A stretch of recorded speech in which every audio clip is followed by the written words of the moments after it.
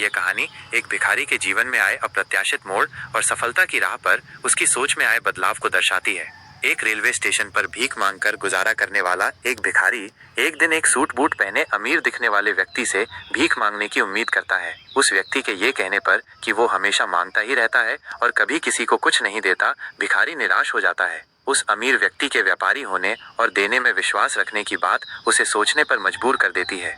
काफी सोच विचार के बाद भिखारी एक नया तरीका अपनाने का फैसला करता है। अगले दिन स्टेशन के पास लगे पेड़ों से कुछ फूल तोड़कर वो अब भीख के बदले लोगों को फूल देने लगता है। धीरे धीरे लोग उसे अधिक भीख देने लगते हैं, शायद उसके इस बदले हुए व्यवहार और फूलों की सुंदरता से प्रभावित होकर।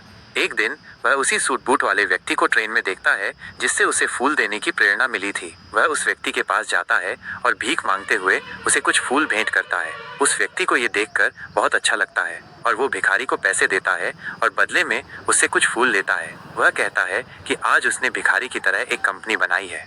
6 महीने बाद दो व्यापारी एक यात्रा पर मिलते हैं। उनमें से एक वही पूर्व भिखारी होता है जिसके हाथ अब सफलता की चमक से दमक रहे हैं। उसने फूलों का एक बड़ा व्यवसाय स्थापित कर लिया है।